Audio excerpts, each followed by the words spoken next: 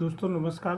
पिछले दिनों विश्व पर्यावरण दिवस था कल, और इसके ऊपर बहुत सारे लोगों ने अपनी अपनी राय व्यक्त की कि किस तरह से मानव अपने कार्यों की वजह से विश्व के पर्यावरण को नष्ट कर रहा है। और इसको नापने के लिए जो विश्व स्तर पर एक समझौता किया गया है उसको हम कहते हैं ग्रीन हाउस गैसें। मनुष्य जब भी कोई काम करता है तो उससे ग्रीन हाउस गैसें निकलती हैं। और ये कौन कौन सी ग्रीन हाउस गैसें हैं? इसमें 7 मुख्य रूप से गैसें हैं, जिसमें carbon dioxide CO2, methane CH4, nitrate oxide N2O, nitrate oxide N2O, ozone O3, chlorofluorocarbon CFC5, hydrochlorofluorocarbon HF15 और जल वाष्प C2O। ये गैसें हैं जो पर्यावरण में ग्रीन हाउस गैसों के नाम से जानी जाती हैं। तो ये ग्रीन हाउस गैसें क्या होती हैं? तो ग्रीन हाउस गैसें जो हैं वो ग्लोबल वार्मिंग को बढ़ाती हैं। और ये किस तरह से काम करती हैं कि हमारी पृथ्वी के चारों तरफ एक ओजोन की परत है, कुछ गैसों की परत है, जिसके वजह से सूरज की रोशनी अंदर आती है, पर जो पृथ्वी की गर्मी है वो ऊपर नहीं जा पाती है। इससे क्या होता है कि पृथ्वी का तापमान बढ़ जाता है और इसका जलवायु पर प्रतिकूल प्रभाव पड़ता है। इसी को ही हम ग्लोबल वार्मिंग के नाम से जानते हैं। और जब ये पैरामीटर साल साल बदलाव या चक्रीय रुझान दिखाते हैं तो इसे जलवायु परिवर्तनशीलता के रूप में नापा जाता है।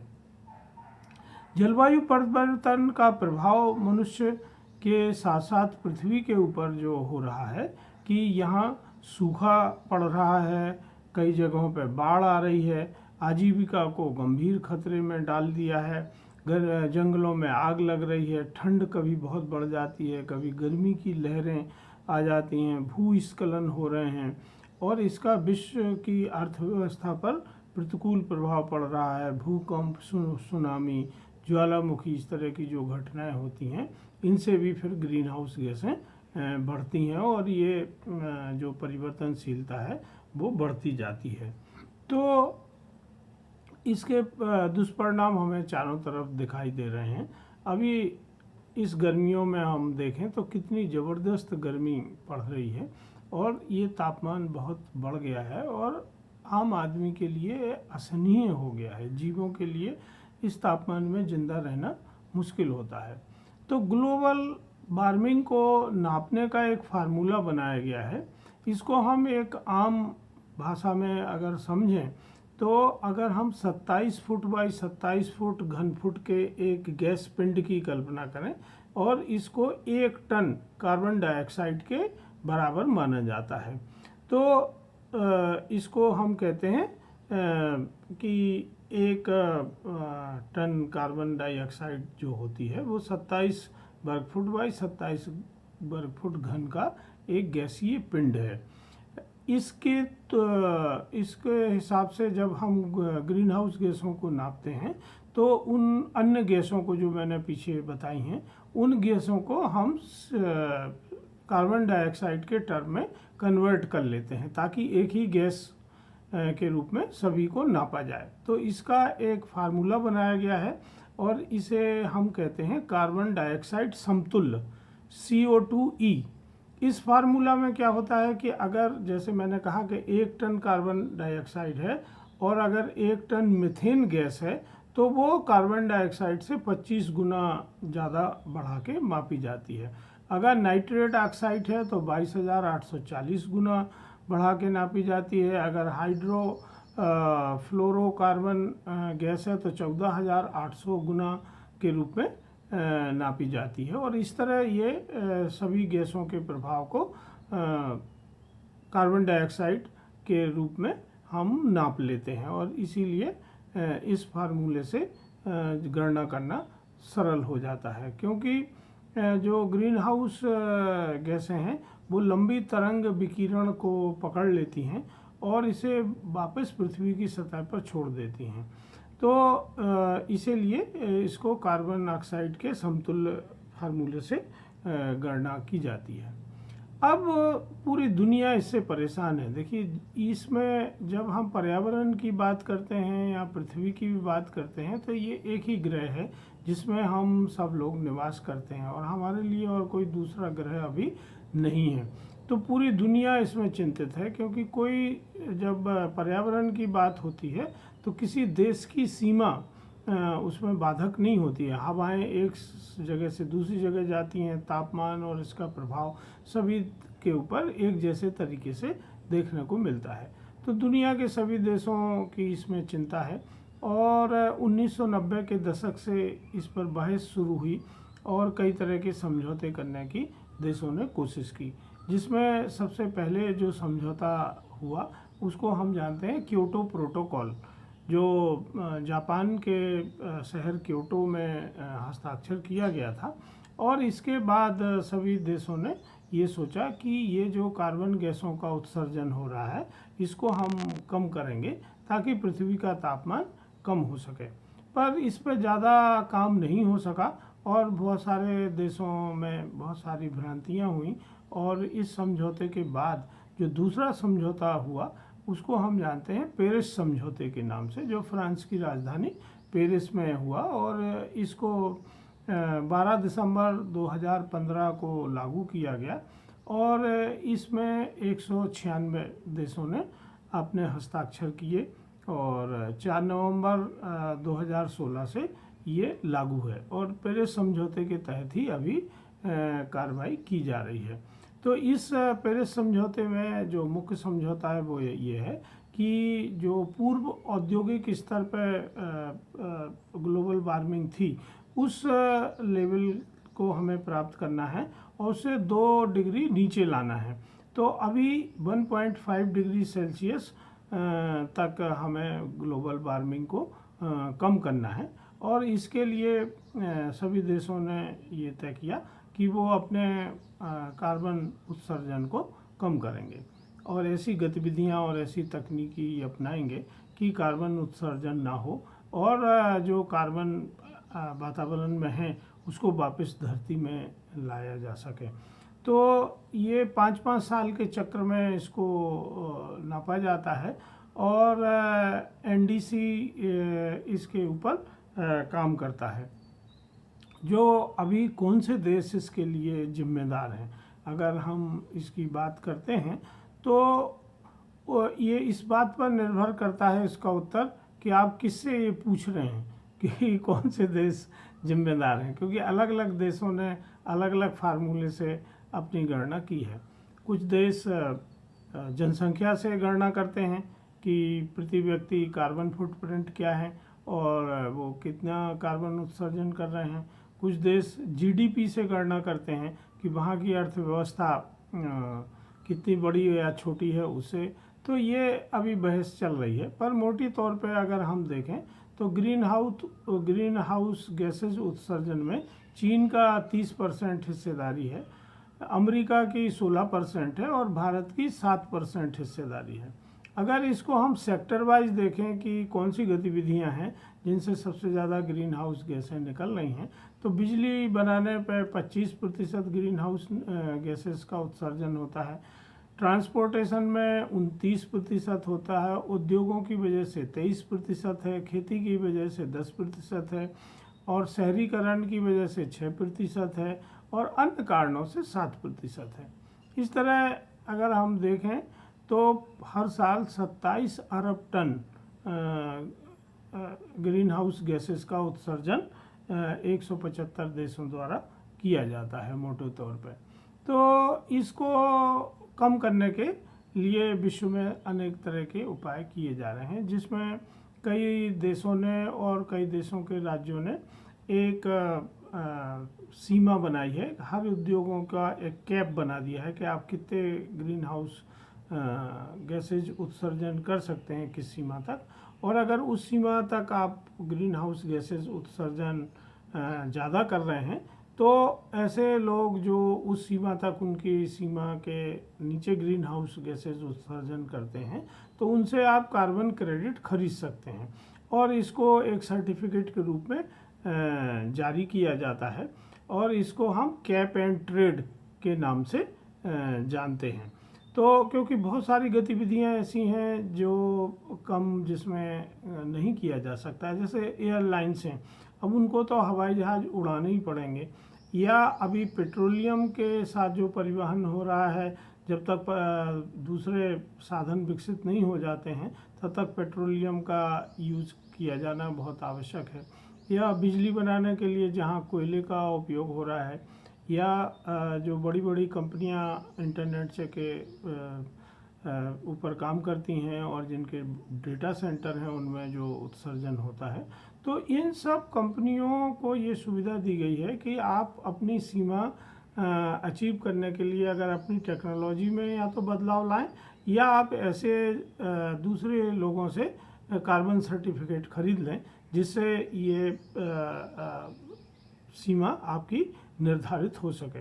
तो इसके लिए कार्बन ट्रेडिंग और उत्सर्जन ऑफसेट की अवधारणा विकसित की गई है और अभी लगभग 32 एक्सचेंज ऐसे हैं जो कार्बन ट्रेडिंग के ऊपर काम करते हैं। तो इसमें दो तरह के प्रोजेक्ट होते हैं। एक कार्बन ट्रेडिंग का काम राष्ट्र या सरकारों के स्तर पर होता है, यह सरकारों की ज़मीनों पर जो प्रोजेक्ट किए जाते हैं, और दूसरे प्राइवेट ज़मीनों पे या प्राइवेट लोग इस तरह के काम करते हैं जो कार्बन बेच सकते हैं। तो इसके लिए बहुत सारी संस्थाओं ने अलग अलग तरह के प्रोटोकॉल बनाए हैं, जिसमें दो प्रमुख संस्थाएं हैं। एक WWF है जो जिनने गोल्ड स्टैंडर्ड के नाम से प्रोटोकॉल बनाया है कि किस तरह से आप एक्टिविटी को करेंगे जिससे ये सुनिश्चित हो सके कि ये कार्बन सीक्वेंसिंग हो रही है और ज़मीन में ये कार्बन स्टोर हो रहा है।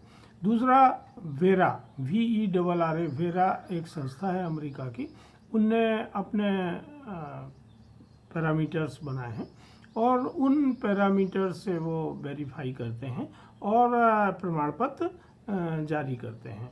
और उन प्रमाण पत्रों को, जैसे मैंने कहा, जैसे स्टॉक एक्सचेंज काम करते हैं उसी तरह से कार्बन ट्रेडिंग के सर्टिफिकेट को ट्रेड किया जा सकता है।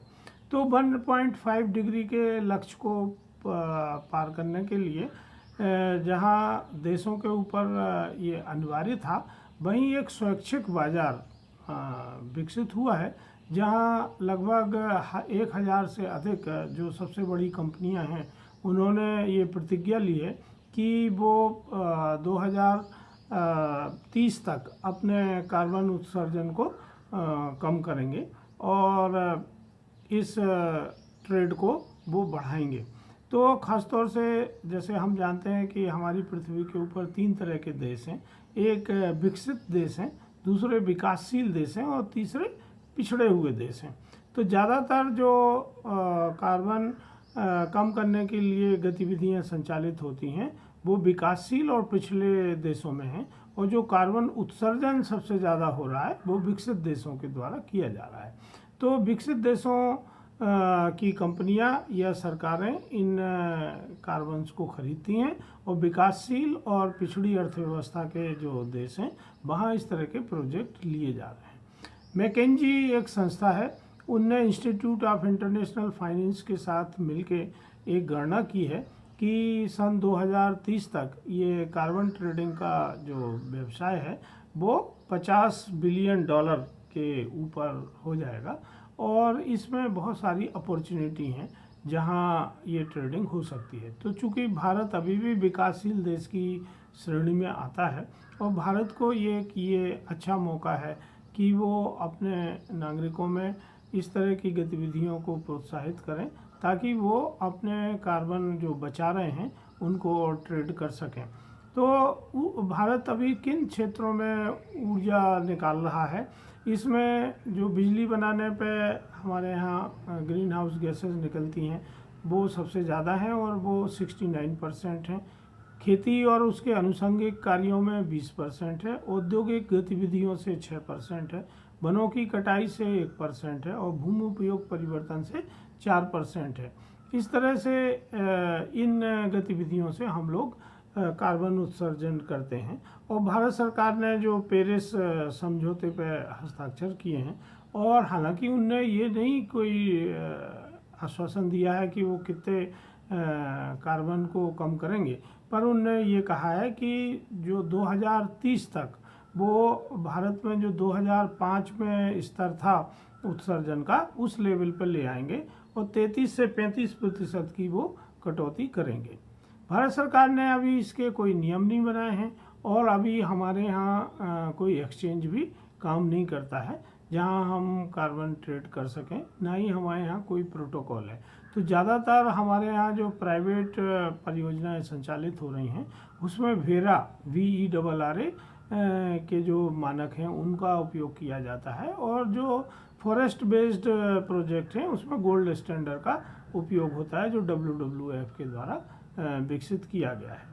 तो भारत कुल कार्बन व्यापार का 25% हिस्सा कर सकता है और इसकी संभावनाएं हैं, जिससे लगभग हमें $5 अरब मिलने का अनुमान है जो हम अपने लोगों को दे सकते हैं।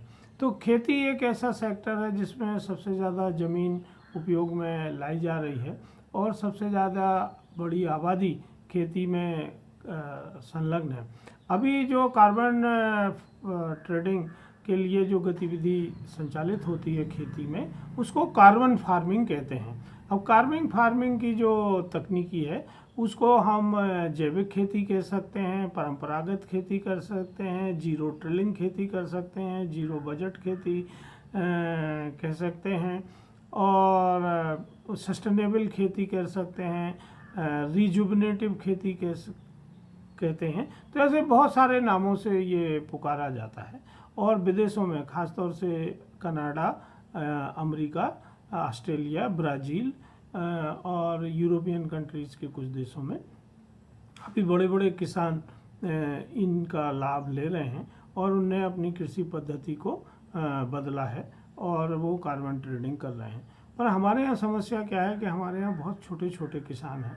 जो अभी पिछला आर्थिक सर्वे हुआ था बजट के पहले, उसमें जो आंकड़े निकल के आए, तो अब हमारे यहाँ जो एवरेज लैंड होल्डिंग है वो 0.5 हेक्टर है। तो जब बहुत छोटी जोत है तो ऐसे छोटे छोटे किसानों को कार्बन ट्रेडिंग से जोड़ने की अपनी चैलेंजेस हैं, पर बहुत सारी संस्थाएं अभी इसमें काम करना शुरू की हैं जो खेती में कार्बन ट्रेडिंग को बढ़ावा देने के लिए काम शुरू किए हैं। और इसमें जो बहुत सारे स्टार्टअप हैं जो काम कर रहे हैं, और ख़ासतौर से ई-फसल ने मध्य प्रदेश में कार्बन ट्रेडिंग के ऊपर अभी काम करना शुरू किया है। और एक कंपनी है जो एनकिंग एनर्जी और सेल इंटरनेशनल की एक जॉइंट वेंचर जारी की गई है जो 1.6 बिलियन का निवेश भारत में करने वाली है। इन से वो लगभग 115 मिलियन कार्बन क्रेडिट सेल के लिए बनाना चाहते हैं। तो ई-फसल ने उनके साथ काम करना शुरू किया है। क्योंकि जैसे मैंने आपसे कहा कि इसके लिए एक प्रोटोकॉल का पालन करना होगा और छोटे छोटे किसानों को इसमें जोड़ना होगा। इसीलिए यहाँ FPO जो फार्मर प्रोड्यूसर ऑर्गेनाइजेशन है उनकी भूमिका बहुत महत्वपूर्ण हो जाती है, क्योंकि जो फार्मर प्रोड्यूसर ऑर्गेनाइजेशन होते हैं उनमें शायद सामान्यतः 2000, 3000, 5000 ऐसे सदस्य हो जाते हैं। तो उनके साथ अगर हम किसी तरह का फॉरेस्टेशन का या कार्बन फार्मिंग की पद्धति को अपनाते हुए कोई प्रोजेक्ट तैयार करते हैं तो ये आसान होगा कि छोटे किसानों को इसका लाभ दिया जा सके। तो इसमें सबसे पहले जो परियोजना तैयार की जाती है उसका क्षेत्र निर्धारित होता है, उसके लोग जो बेनिफिशरीज हैं जो काम करेंगे उसकी प्रक्रिया निर्धारित की जाती है, और इस सब का प्रारंभिक प्रपोजल बना के हमें देना होगा। और इस प्रपोज़ल को जिस रजिस्ट्री के ऊपर हम रजिस्टर करना चाहते हैं, जैसे हम वेरा के ऊपर रजिस्टर करना चाहते हैं तो वेरा उसमें रजिस्टर करेगी। एनकिंग एनर्जी इसमें पूरी तकनीकी मदद करती है और प्रोजेक्ट की कॉस्ट भी वो देने को सहमत है कि अगर कोई प्रोजेक्ट में जो कॉस्ट आएगी वो कंपनी देगी और उसके ऊपर जो कार्बन क्रेडिट जनरेट होंगे वो कंपनी ले लेगी। तो जो किसान इसमें पार्टिसिपेट करेंगे उनको खेती करने में या प्लांटेशन करने में किसी तरह का खर्चा करने की ज़रूरत नहीं है। और जब ये रजिस्ट्री पर रजिस्टर हो जाता है तो इसका थर्ड पार्टी वैल्यूएशन होता है और थर्ड पार्टी वैल्यूएशन के बाद ही कार्बन के यूनिट निर्धारित होते हैं और उसके सर्टिफिकेट जारी किए जाते हैं जो फिर कार्बन ट्रेडिंग प्लेटफॉर्म के ऊपर बेचने के लिए उपलब्ध होते हैं।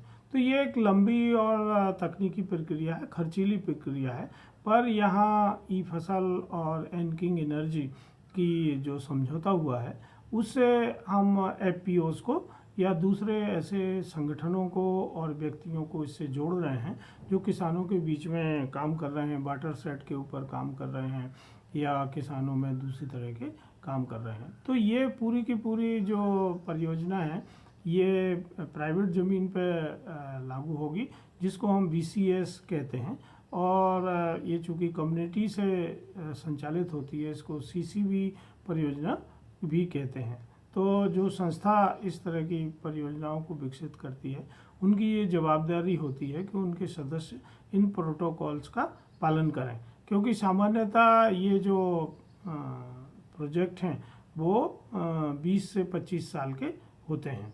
तो इस तरह से इस काम को किया जाना है।